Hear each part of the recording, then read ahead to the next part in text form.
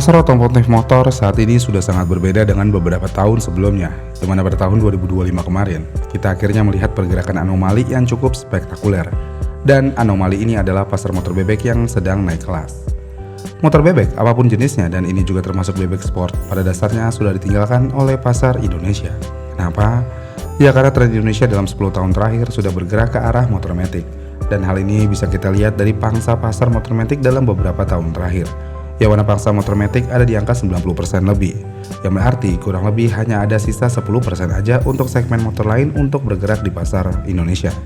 Dan angka tersebut adalah angka yang sangat kecil. Makanya dengan angka yang sangat kecil tersebut, produsen kebanyakan hanya akan fokus di motor matic aja. Dan ini bisa kita lihat dalam beberapa tahun terakhir, yang mana tidak ada produsen yang benar-benar membuat sesuatu yang baru di motor-motor non-maticnya, apalagi di motor bebeknya. Menariknya adalah, produsen di Indonesia tidak pernah memberikan pembaharuan yang benar-benar baru di motor bebeknya. Padahal mereka sebenarnya punya motor bebek terbaru di jajaran produk mereka. Misalnya Yamaha dengan Exciter-nya dan Honda dengan Honda Winner R-nya. Motor ini adalah motor bebek sport penerus dari Supra GTR. Dan diketahui sejauh ini, motor ini sudah dirilis dan dijual di pasar Vietnam dan beberapa negara Asia Tenggara lainnya. Dengan peluncuran motor ini di negara tersebut, pasar Indonesia seperti bergejolak ingin motor ini juga agar bisa dijual di pasar Indonesia. Karena bagaimanapun, jika kalian melihat sebuah motor dari desain, Honda Winner R ini sudah mewakili gairah kalian dalam hal desain. Yang mana desain motor ini benar-benar cakep. Serius deh, benar-benar cakep banget. Apalagi dengan adanya livery ala-ala tricolor Honda. Hal ini tentu aja menambah daya tarik motor ini. Belum lagi kalau kita ngomongin mesinnya. Motor ini walaupun motor bebek, tapi masuk dalam kategori bebek sport, yang mana mesinnya tegak, dengan kapasitas mesin 150cc, DOHC 4 katup yang secara basis mirip dengan mesin CBR 150R. Ya, mesin klotok dipakai di motor bebek. Tapi nggak apa-apa, walaupun basis mesinnya mesin klotok, motor ini tetap didambakan oleh kebanyakan orang Indonesia. Dan ketika orang yang berharap tersebut melihat berita ini, ya, Honda Winner R resmi terdaftar di Indonesia. Yang berarti jika sudah terdaftar, kasarnya Honda tinggal memproduksi dan menjual motor ini di pasaran.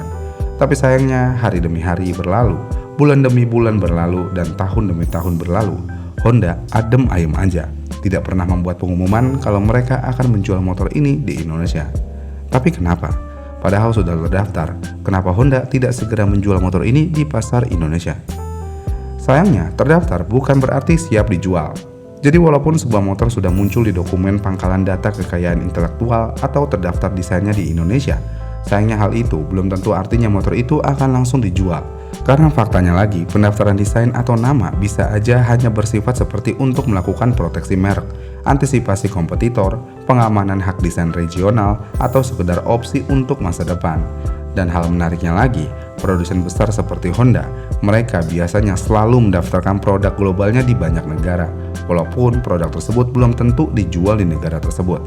Makanya selain Winner R, kita pernah melihat Winner X juga sudah didaftarkan oleh Honda pada tahun 2022. Jadi ya, boro-boro kita berharap di generasi terbarunya, di generasi lamanya aja nggak pernah masuk. Jadi ya, jangan berharap lebih walaupun sudah terdaftar. Tapi kan pasar bebek sedang naik daun, kenapa Honda masih ragu akan hal ini?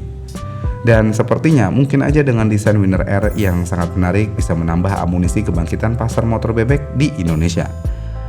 Sepertinya menurut keyakinan saya nih, Honda agak trauma dan tidak berani membentuk pasar lagi di Indonesia. Yang mana Honda sebenarnya punya beberapa motor bebek sport atau underbone sebenarnya sudah memiliki kompetitor utamanya.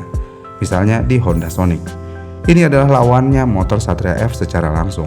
Dan sayangnya dengan nama besar Honda, Honda Sonic tidak bisa benar-benar membantu dalam hal penjualan Honda di Indonesia. Lalu selain Honda Sonic ada juga Honda Supra GTR dan motor ini lawannya motor MX King secara langsung. Dan sayangnya juga dengan nama besar Honda, Honda Supra GTR tidak bisa benar-benar membantu dalam hal mendongkrak penjualan. Kasarnya, kedua motor tersebut adalah motor yang gagal di pasar Indonesia. Dan sepertinya Honda ada sedikit trauma di sana.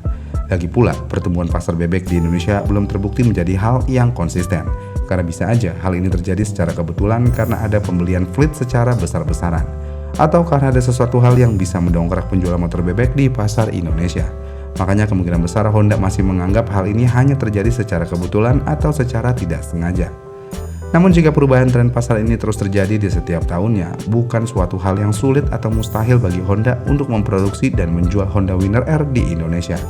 Iya kan? Tapi kenyataan pahit yang harus kita telan adalah perihal harga. Pasar motor bebek bisa bangkit lagi, semua bisa terjadi karena harga motor bebek masih terbilang masih wajar dan cukup terjangkau jika dibandingkan dengan motor matic yang ada di pasaran. Dan mungkin aja karena perihal harga ini, motor bebek masih menjadi pilihan utama untuk pembelian secara fleet. Masalahnya adalah Honda Winner R tidak akan menjadi motor yang terjangkau karena dengan spesifikasi yang ada dan berdasarkan data yang ada, di Vietnam motor ini dijual mulai dari 29 juta rupiah dan tipe tertingginya ada di angka 32 juta rupiah. Yang berarti jika motor ini dibawa ke Indonesia, kemungkinan besar harganya ya tidak akan jauh berbeda. Dengan harga yang cukup tinggi tersebut dan segmentasi motor bebek cuma berada di bawah 10%, tentu aja hal ini membuat Honda Winner R memiliki posisi yang cukup sulit. Karena bagaimanapun harga motor ini mepet ke Honda PCX tipe CBS. Selain itu, harga motor ini juga mepet ke harga CBR 150 yang mana motornya udah full fairing. Belum lagi kalau kita mau sandingkan ke pasar motor bekas, yang mana harga motor ini sudah setara atau bahkan lebih mahal dari motor 250cc tahun tua. Jadi ya, positioning motor ini sangat sulit untuk di pasar Indonesia. Sedangkan di pasar Asia Tenggara lainnya, ya motor bebek masih menjadi pilihan utama kebanyakan masyarakat negara tersebut. Sedangkan di Indonesia, cuman penghobi aja yang masih mau membeli motor bebek. Karena sisanya, ya kemungkinan besar akan membeli motor matic yang jauh lebih realistis untuk pasar Indonesia. Iya kan? Lagi pula di luar dari ini semua, untuk apa Honda masukin motor ini ke Indonesia? Karena ketika motor ini masuk ke Indonesia, motor ini tidak akan menjadi motor tulang punggung dalam hal penjualan. Malahan bisa menjadi beban perusahaan. Selain itu, Honda Beat juga masih diterima oleh pasar Indonesia. Kemudian daripada repot-repot menjual dan memproduksi Winner R, ya lebih baik mereka fokus ke motor matic yang udah jelas-jelas bisa terjual ratusan ribu atau jutaan unit setiap tahunnya. Misalnya kayak Honda Vario 160 yang katanya Honda siap meluncurkan motor ini di pertengahan tahun 2026 nanti. Jadi ya, emergency Winner R tidak ada sama sekali di sini. Walaupun sudah terdaftar sejak lama, sepertinya Honda tidak akan menjual motor ini di Indonesia. Dan hal ini bisa kita buktikan dari pendaftaran sebelumnya dengan Honda Winner X. Motor tersebut tidak pernah kelihatan batang batoknya di Indonesia. Jadi ya, jangan terlalu berharap kepada sesuatu hal yang hampir mustahil, seperti Honda menjual Winner R secara resmi di Indonesia. Gimana nih menurut kalian? Komen di kolom komentar di bawah ya, dan sampai jumpa di video selanjutnya.